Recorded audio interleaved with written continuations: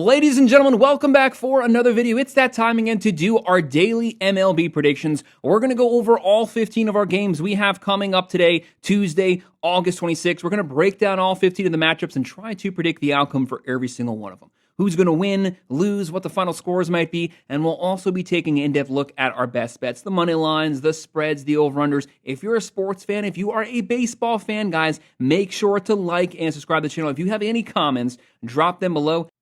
Do you agree? Disagree? What are your thoughts on these games? What are your favorite picks for today? Leave it in the comment section. I will respond to every single comment. If you want to sign up for one of our member teams, make sure to check out the pinned comment down below. Click on that link. You can sign up there, and I would definitely appreciate that. We go over every game every single day, and football season kicking off. College football has already started. NFL just around the corner. Once the football season starts, we do predictions. We do best bets for all of our sports every single day. If you're a sports fan, make sure to like and subscribe to the channel. Let's not waste any more time, though. We have 15 games. This season is flying by. Let's get started looking at these matchups. The very first one we have kicking off at 6:35 p.m., the 71-60 Boston Red Sox on the road versus the 60-70 Baltimore Orioles. The Orioles, younger squad, good offense, a lot of power. They do struggle to pitch in Boston. They're really not struggling at anything right now. They check off every box when it comes to stats.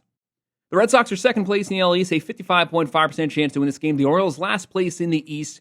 They are a 44.5% chance. Boston's 1.5 run favorites, 9.5 over under. The Red Sox are minus 115. The Orioles are minus 105. So Vegas is letting you know with these offenses, both of these teams have a competitive shot to win this game. Right now, the Red Sox are coming in here. They are averaging 5.0 runs a game, hitting 253, 155 home runs, 112 steals, and 3.69 runs a game. There's nothing this team can't do. Very well-rounded ball club. The Orioles, 4.4 runs a game, 241 average, 158 home runs, 91 steals, and 4.7 runs per game. On the mound, the Red Sox have Giolito kicking things off. 8-2 record, a 3.72 ERA, 111.1 innings, 91 strikeouts. Going up against Kyle Bradish. He has yet to throw a pitch this season.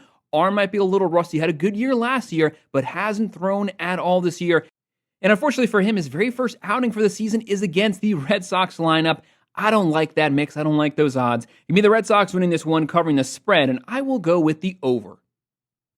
In our second game of the day at 6:40 p.m., we're going to have the 64-67 Tampa Bay Rays versus the 64-66 Cleveland Guardians. Both of these teams have kind of fallen on rough times, had a great start to the season. Rays were really hot up to the month of June, fell off the tracks. Cleveland got hot right after the All-Star break. They definitely haven't been playing their best baseball the last 2 weeks, though. Cleveland currently 1.5 run favorites, 7.5 over under. Tampa Bay, 48.2% chance to win. The Guardians, a 51.8, practically a 50-50 here. The Rays are plus 105 on the road. The Guardians at home, minus 125. Tampa Bay, they're averaging 4.5 runs a game, 251 average, 145 home runs, 171 steals. That is number one in baseball. It's not even close. Very aggressive on the base pass. They have to find ways to generate runs. And then about 4.01 runs a game. That number's definitely been climbing up the last couple months. The Guardians, 3.9 runs a game, 225 batting average. That's the worst batting average in baseball. They have to get that number up. 132 home runs, 101 steals, 3.93 runs a game.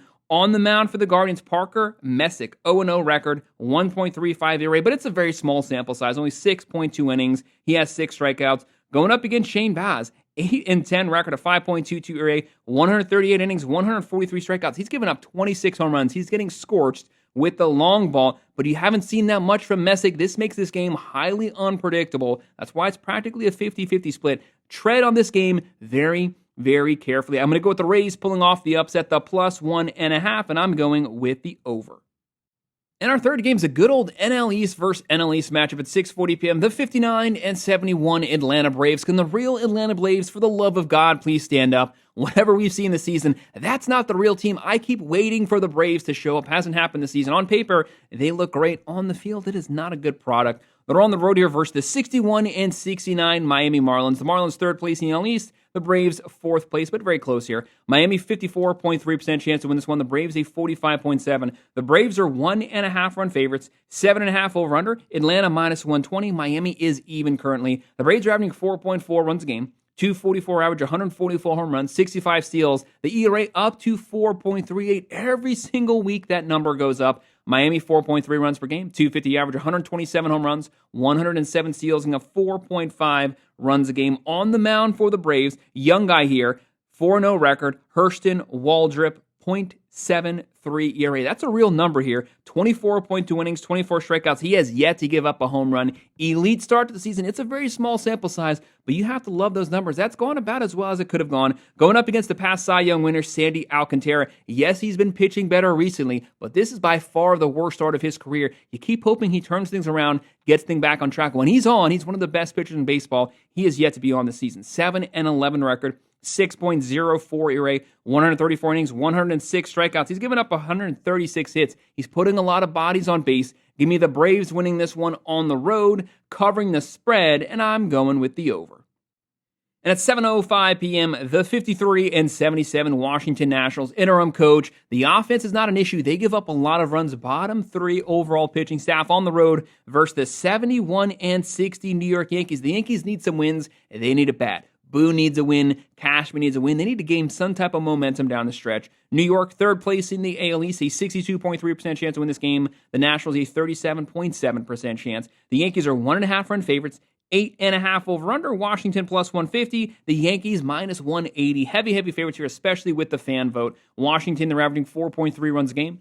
244 batting average, 124 home runs, 108 steals, but they're giving up 5.31 runs a game. It's not just the starting rotation. The bullpen cannot hold the lead. The Yankees, 5.1 runs per game. Judge right now still sitting with 40 home runs, 250 batting average for the team, 211 long balls. That leads baseball. It's not even close. This team has a lot of power, obviously, with Judge on the squad. 102 steals and a 4.03 runs a game. A lot of injuries to the pitching staff. They're still finding ways to win. Right now on the mound for the Nationals, you have Mackenzie Gore, one of the better young strikeout pitchers, 5-12 record, 12 losses with a 4.11 ERA, 142.1 innings, 170 strikeouts. Lewis Gill going for New York, 1-1 record, 4.26 ERA, 19 innings, 17 strikeouts. He's only given up one home run. He doesn't have the best overall numbers, but I do trust the Yankees bullpen more than the Nationals, even though Gore's pretty good. I mean, New York winning this one, covering the spread, and I'll surprisingly go with the under here.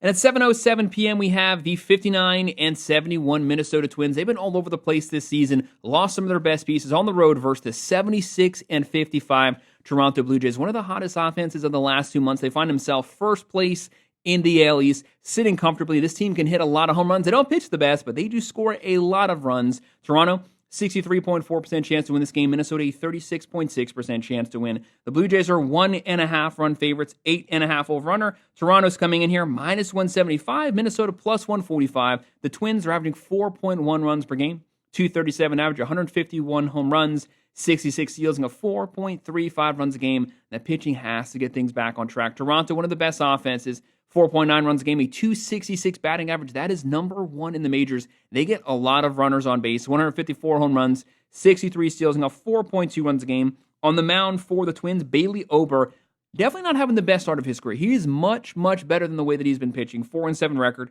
5.05 ERA, 114 innings, 93 strikeouts. He's given up 25 home runs, very susceptible to the long ball. Going up against Chris Bassett. Chris Bassett, one of the most reliable, consistent pitchers in baseball. Kind of going through a rough patch right now, but usually he's on point. 11-7 record, 4.18 ERA for his career, 3.8. 144.1 innings, 142 strikeouts. He's given up 21 home runs.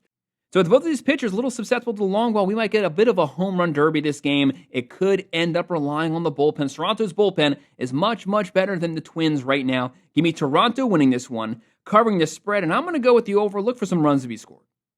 And at 7:10 p.m., an NL East versus NL East matchup. Actually, the number one team in the NL East versus the number two team in the NL East. And the New York Mets finally woke up. They scored some runs. They're actually playing pretty good baseball for the last 1 to 2 weeks. This team has been one of the least consistent teams in baseball, but still, they find themselves 9 games above 500, still in the playoff race. Props to them for playing down the stretch. Phillies, they are 76-54, first place in the East, a 47.7% chance to win this game. The Mets at 70-61, second in the East, a 52.3. The fans are on the Mets side, but the Phillies are the Vegas favorites. 1.5 run favorites, 8.5 over-under. The Phillies in this game are minus 110. The Mets, minus 110. So Vegas is letting you know again, you can make a very strong, valid case for either one of these ball clubs to walk away with the win. Phillies, veteran, experienced lineup, 4.7 runs a game. 257 batting average, 160 home runs, 108 steals, and 3.75 runs a game. The Mets, the offense is finally starting to wake up. They do live by the home run, though.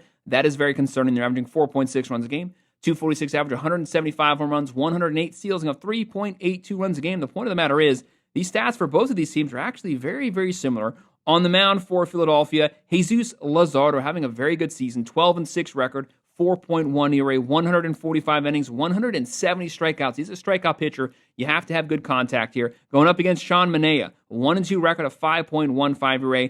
His season just hasn't worked out the way that the Mets were hoping. At 36.2 innings, 45 strikeouts. I'm going to go with Luzardo. He's the better pitcher right now, the better bullpen, the more reliable offense. Give me Philadelphia winning this one, covering the spread, and I'll go with the over. And this next game is actually a very difficult one to call, an AL Central matchup at 7:40 p.m. The 67-64 Kansas City Royals. The Royals, they're waking up. They're finally giving their pitching staff some run support. A top 3 overall pitching staff. They've been struggling to score runs, but for the last 3 to 4 weeks, they've actually been getting guys across the bases on the road here versus the 47-83 Chicago White Sox, the second worst team in baseball, but still, do not underestimate this team. Very competitive ball club, a lot of very close losses. Chicago, 56.7% chance to win. The Royals, a 43.3%. The fans are taking the White Sox side here. KC, 1.5 run favorites, 8.5 over-under. The Royals, -125. The White Sox, +105. Right now, Kansas City, 3.9 runs a game. 247 average, 126 home runs, 99 steals, and 3.65 runs a game. That is playoff caliber pitching. Just continue to give these guys some run support. The White Sox, 3.9 runs per game. 233 average, 129 home runs, 77 steals, and a 4.16 runs a game. Chicago's turned to Martin Perez on the mound, 1-3 record, 2.51 ERA, 28.2 innings, 27 strikeouts. He's only given up 1 home run so far. Going up against Michael Lorenzen, 5-8 record, a 4.5 ERA, 108 innings, 94 strikeouts. A very difficult game to call. I'm going to go out on a ledge. I don't do this often. Give me Chicago pulling off the upset, the +1.5, and I'm going with the under.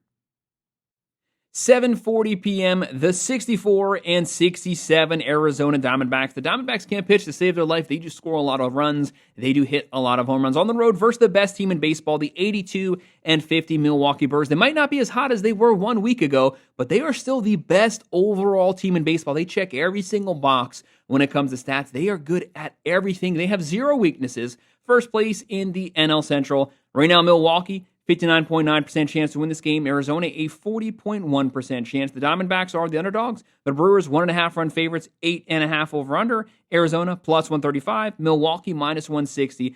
With the Diamondbacks offense, you always have to take them serious. They can always win a shootout. 4.9 runs a game on average. 250 batting average. 182 home runs. That's top 5. 96 steals and a 4.52 runs a game. The Brewers, 5.1 runs per game. 257 batting average. 138 home runs. 139 steals. That's top 3 in the majors. And they're giving up 3.57 runs a game. That's a top 3 pitching staff. Like I said, they can do everything. It's not just the starting rotation. It's also the bullpen to close the games out.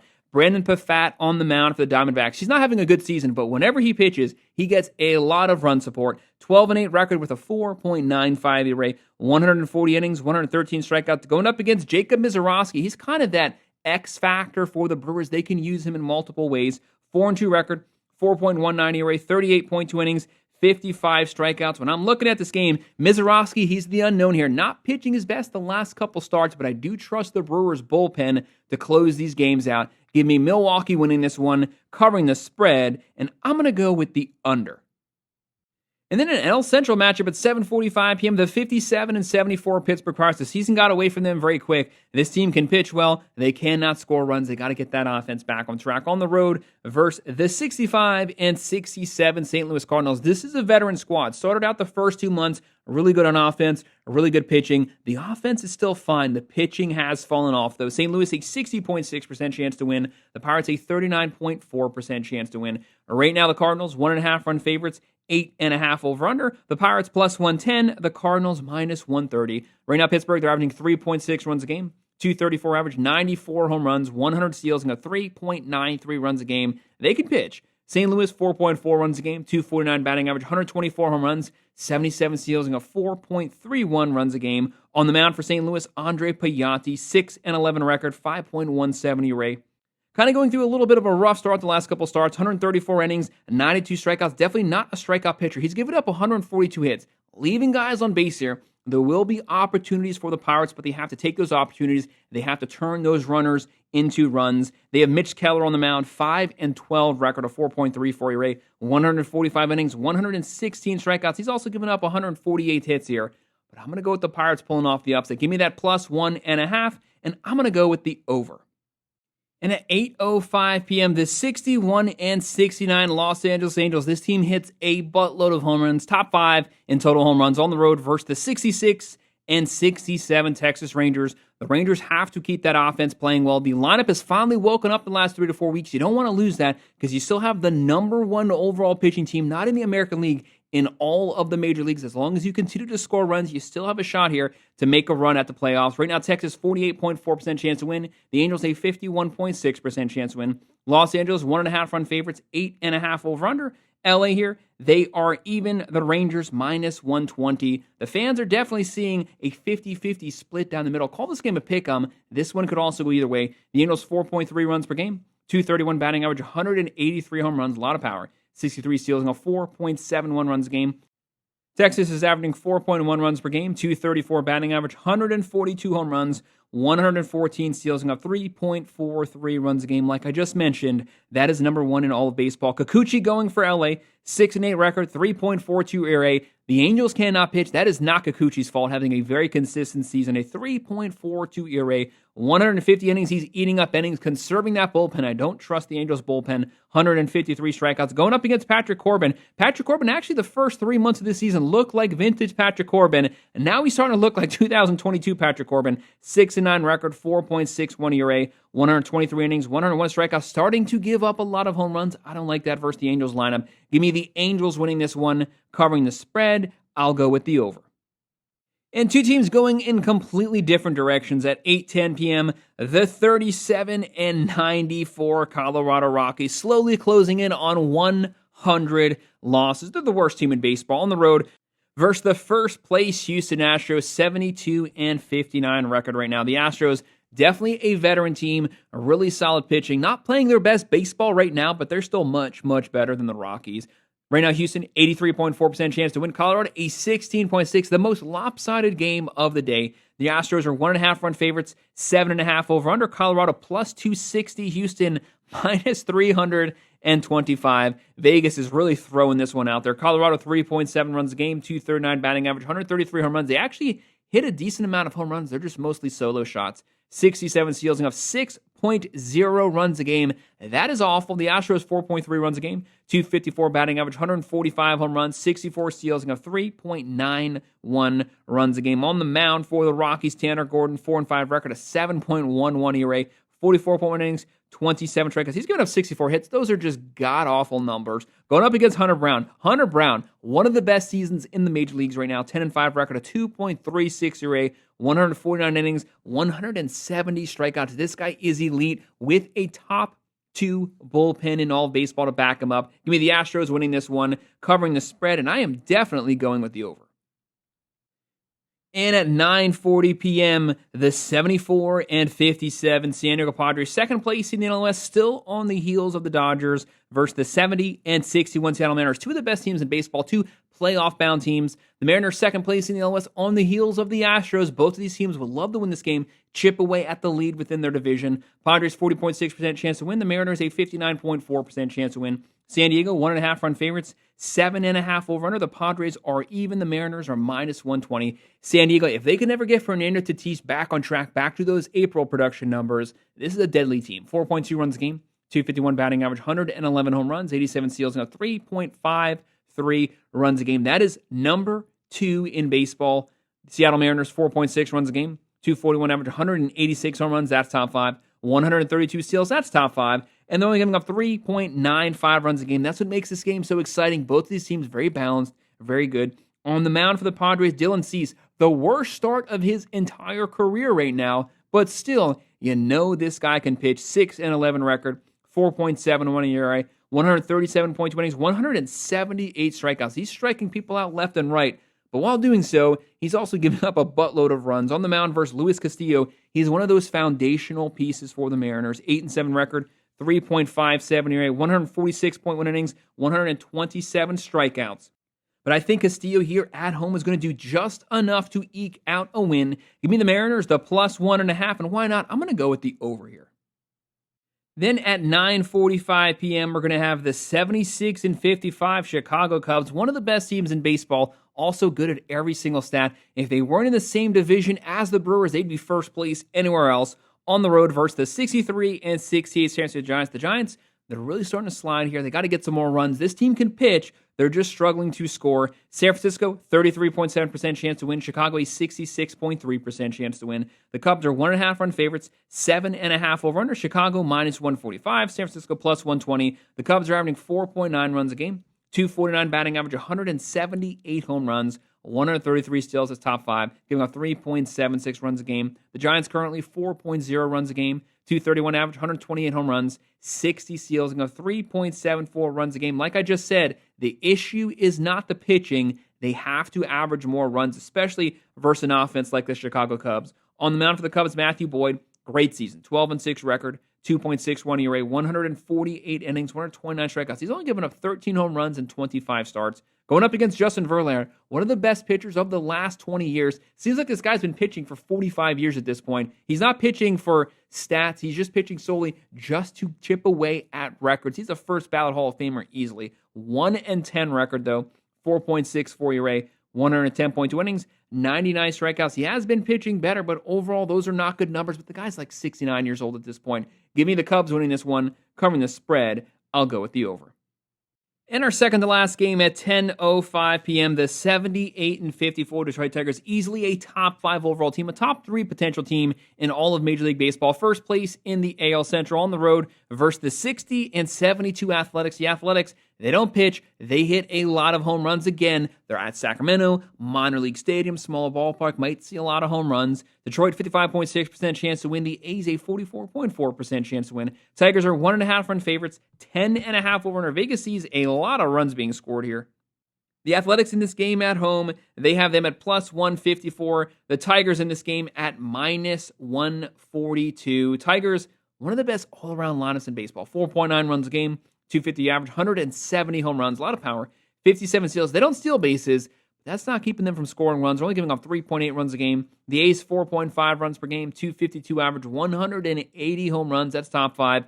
67 steals, giving up 4.83 runs a game. That puts them in the bottom 10, but at least they know they can score some runs. Looking at the pitching matchup for the day, the Tigers are going to have Charlie Morton on the mound, 9-10 record. He definitely doesn't have the stuff that he used to have, a 5.09 ERA, 123.2 innings, 130 strikeouts. Going up against Osvaldo Bido, 2-4 record, 4.37 ERA, 65.1 innings, 49 strikeouts. I don't like either of these pitchers in this matchup. This has the probability of being a very high-scoring game. That's why the over-under here is 10.5. That's monstrous. Very difficult game to call.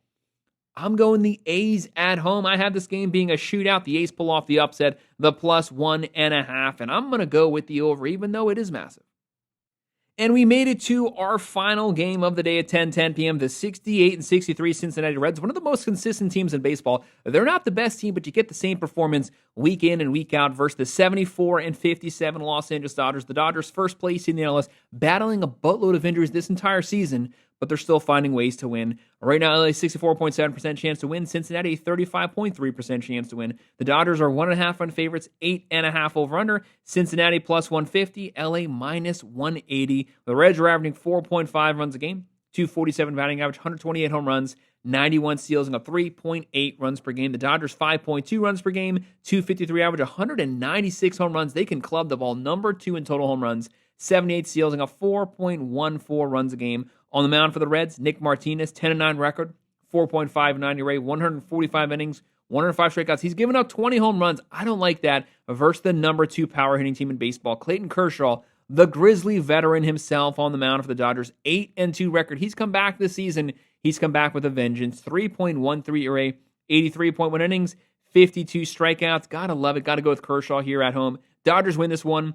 They cover the spread, but I'm going to go with the under. Guys, that's our breakdown. That's our predictions, our best bets for every single baseball game we have coming up for Tuesday, August 26th. Make sure to hit that like button. Make sure to subscribe to the channel. If you have any comments, drop them below. Do you agree? disagree? What are your thoughts on these games? What are your favorite picks today? Let me know down in the comments. I will respond to every single comment. If you want to sign up for one of our member teams, make sure to check out the pinned comment down below. Click on that link. You can sign up there. And of course, as always, thank you guys for watching and good luck with any picks today.